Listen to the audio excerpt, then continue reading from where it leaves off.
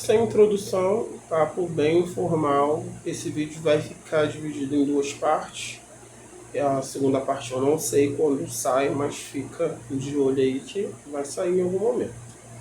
Tem algumas coisas sobre mim que eu não falo, não exponho tanto, mas talvez eu devesse falar, sabe? Mas quando tem a ver com a gente acaba ganhando um certo protagonismo, então esse protagonismo nos dá direito também de seguir a trama, né? Na novela, no episódio aí, seja lá como quiser intitular. Vamos partir do princípio. Eu nasci em Barra de São João, né? Então eu acredito que minha mãe morava em Cabo Frio, meus pais, né, na verdade. Mas a minha irmã nasceu em Belford Roxo, então eu acredito que a gente morava já em Nova Iguaçu já essa época. Eu lembro pouca coisa da minha infância dessa parte, né, até minha irmã nascer. Eu lembro da parte que a gente morou em Cambuinhas, a gente morou em Niterói. Se eu não me engano, meus pais eram caseiros lá. Eu lembro bastante, inclusive, dessa época, umas coisas assim bem vagas, como se fossem sonhos. Eu lembro dos meus pais já separados depois já de Niterói. A infância foi muito sofrida, vamos dizer assim. Eu lembro que a minha mãe trancava a gente para poder trabalhar. Ela trabalhava o dia inteiro. E a gente então passava o dia inteiro trancado. Era trancado mesmo, sabe? Cadeado. Tudo trancadinho direitinho. Eu lembro, inclusive, do meu pai indo levar biscoito pra gente, tendo que passar o biscoito por cima, assim, do telhado, toda uma gambiarra. A gente passava lá o dia inteiro trancado. Realmente tinha muito disso de trancar a gente, tudo mais. A gente morou com a minha mãe na infância aqui em Nova Iguaçu, eu lembro disso. Mas a minha mãe foi embora para Cabo Frio. Só o meu irmão mais velho que foi com ela. Ali a gente devia ter uns 6 anos, 5, 6 anos por aí. E daí então a gente foi criado pelo meu pai, eu e minha irmã. Fomos criados pelo meu pai. Continua tudo também muito sofrido, porque meu pai também trabalhava o dia inteiro e eu basicamente, quem tomava conta da gente basicamente era minha avó. E depois que dos meus 8 anos pra lá, era eu que ficava responsável por tudo, né? No caso, eu era praticamente a mãe da minha irmã e tudo mais. Então ficou tudo sempre nas minhas costas. Mas falando da questão de criação, em questão familiar, nós fomos criados praticamente pela minha avó, eu e minha irmã. Não reclamo, minha avó era uma pessoa maravilhosa. Só que aqui em casa são 3 casas. Era, no caso, o quartinho do meu pai, que era só essa parte aqui mesmo da cozinha aqui atrás. Meu pai só tinha esse cômodo aqui onde era tudo e tinha um banheiro ali fora no quintal. Ali do lado era a casa da minha avó e a minha tia sempre teve a casa dela e tudo mais. A gente sempre foi criado, gente, de uma forma... Como é que eu posso dizer isso sem ficar chato? Eu não sei se meus parentes me assistem. Mas também se assistir tanto faz. Como se a gente fosse sempre menosprezado, vamos dizer assim. Sabe? Filho de fulano tem as coisas melhores, então a gente dependia dos filhos de fulano às vezes para brincar, às vezes para poder assistir alguma coisa, tem televisão, às vezes para tudo, gente, para tudo, sabe?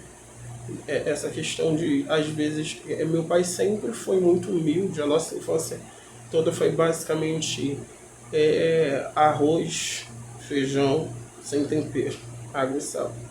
Pé de galinha, meu pai vivia muito disso. Mas era poucas coisas. Geralmente no final de semana meu pai chegava, ia lá, comprava um x-tudo pra gente, tudo mais. O pai nunca fez diferença, inclusive com o filho de ninguém. Quem estava com a gente acabava comendo todo mundo junto. Meu pai sempre comprava tudo, todo mundo. Mas sempre teve uma soberba muito grande em cima da gente, sabe? Eu e minha irmã, a gente foi criado praticamente como se a gente fosse é, os filhos pobres, a parte pobre da família, sabe? Os filhos do pobre da família, os filhos do mal sucedido da família, vamos botar assim. Meu pai sempre também foi muito mal visto. Porque ele quis. Não, não mesmo. Olhando a carteira de trabalho do meu pai, eu vi o quanto meu pai trabalhou e lutou para poder ter a gente. Isso, inclusive, chega a me emociona. Eu conversei com meu pai na última vez que eu fui lá.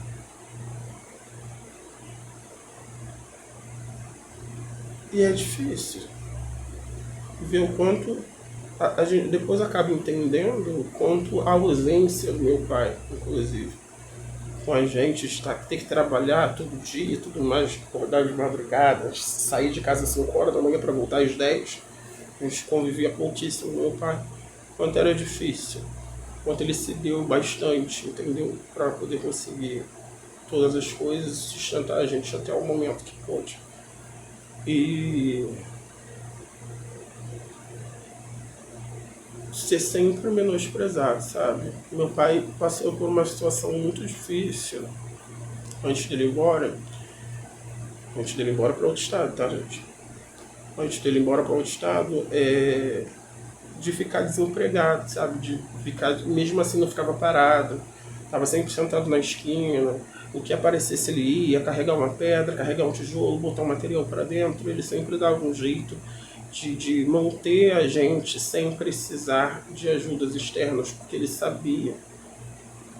E a gente ouvia também. Eu e minha irmã escutou muita coisa, inclusive quando criança. Coisas que na época não fazia tanto sentido, mas hoje parando para poder pensar, a gente sempre foi a parte menosprezada da família. É como se a gente tivesse sido indesejado, sabe? Com 12 anos, quando me assumi, então, gente, eu lembro de olhares, eu lembro de falas, eu lembro de, inclusive, meu primo Paulo, coitado. Ai, para de agir de tal, meu primo Paulo já era assumidamente gay há muito tempo. Para de agir de tal forma na frente, senão vai induzir desnecessariamente falas do tipo como se meu pai não soubesse ter me criado e é difícil pensar, inclusive nessas coisas. A gente foi morar com a minha mãe com 12 anos. Lá acabei saindo, trabalhei. Desde então estou na luta aí me virando até hoje. Acabei não dando certo lá em Cabo Frio. Vim para Nova Iguaçu de novo. Trabalhei aqui também, tudo mais, tudo aconteceu. Hoje em dia estou onde estou. Mas o menosprezo continua. E eu parei para observar isso, sabe? Ter aquele poder sabe, aquela necessidade de ter o poder de ser melhor e de estar numa posição melhor do que você. Você tem que estar abaixo de mim. O que você escolhe é errado, o que você faz é errado, você tem que estar abaixo de mim o tempo todo. Eu tenho que estar sempre acima de você. Isso parece muito para vocês terem um entendimento muito rápido do que eu estou falando. Chaves. Seu Madruga, lutando para dar o melhor que tem para Chiquinha, que é a filha pobre, que no caso sou eu e minha irmã. E tem o Kiko, que é o filho da Dona Florinda, que tem tudo. É a família mais bem sucedida da vida, vamos dizer assim. Entendeu? É basicamente a mesma coisa. Sem dar nome aos bois.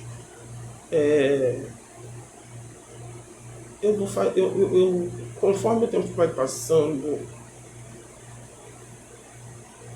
e isso eu já falei com vocês, inclusive, que é a questão da crise dos 30, a gente pensar em muitas coisas, e eu, inclusive, me peguei pensando o quanto eu vivi sendo o que quiseram que eu fosse, sabe?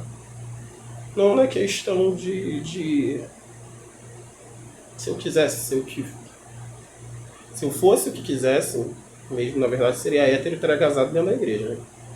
Mas, tipo assim, de sempre estar um passo abaixo.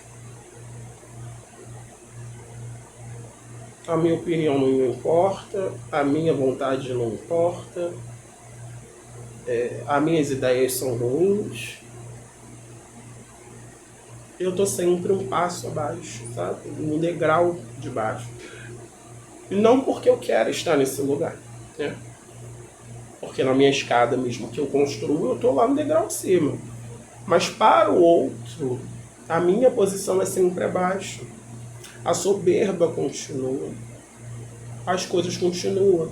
E o tempo vai passando, eu estou vendo que eu estou ficando velho, estou pensando em coisas da minha vida, que eu alcancei ou não, tudo mais. E eu vejo que tem muito a ver com o outro. Teve uma fala muito interessante que eu disse assim, com todas as letras. Esse lugar não leva ninguém a lugar nenhum. Esse lugar, no caso, onde mora, não vai levar ninguém a lugar nenhum. E aí aconteceu o episódio do meu irmão ter ido embora, tudo mais, e arrumado outro problema, que meu irmão também é um problema gigante. Mas... E aí falou, aí não falou que é o lugar, que não sei o que, assim... Basta a pessoa querer mudar, né? Também não adianta sair daqui e continuar fazendo as merdas que meu irmão tá fazendo, que no caso dele não vai ter mudança mesmo. Mas, assim, pensamento de crescer. Sabe quando você se sente travado? Ou você querer fazer as coisas, porque você tem ideias boas e você quer fazer as coisas, só que te barram, te impedem, principalmente quando é alguma coisa que vai ver que é para o seu crescimento. Um exemplo bem claro disso é a questão de uma construção que eu queria fazer aqui. Uma construção que ia favorecer inclusive o ambiente e uma parte da família, não era só a mim. E aí eu fui. Ao primeiro momento deu tudo certo, sim, pode fazer.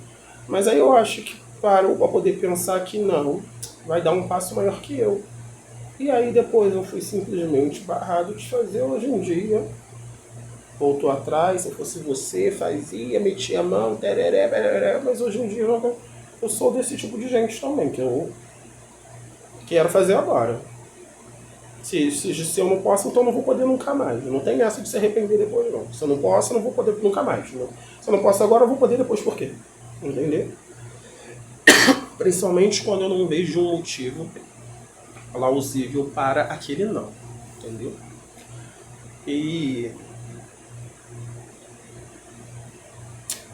isso faz a gente pensar e raciocinar nas coisas que travam a gente.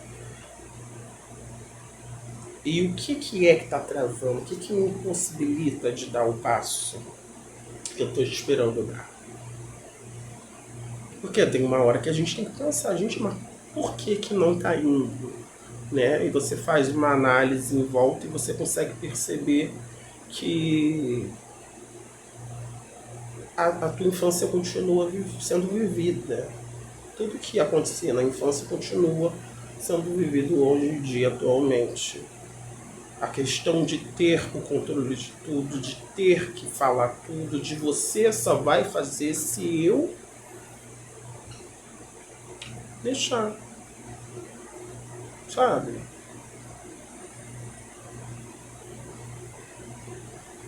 A soberba de ter que estar sempre um passo maior que o seu, sempre um passo adiante do seu. Você não pode caminhar do lado ou estar na frente. Você tem que estar sempre atrás, sabe? A outra parte ela tem que ser sempre a melhor, tudo tem que ser melhor, tudo tem que ser do jeito que quiser ser. E se você quiser dar um passo maior, você também é impedido, você é barrado de fazer qualquer tipo de coisa. Por conta disso que eu escolhi morrer. Mas você só vai ficar sabendo disso no próximo vídeo.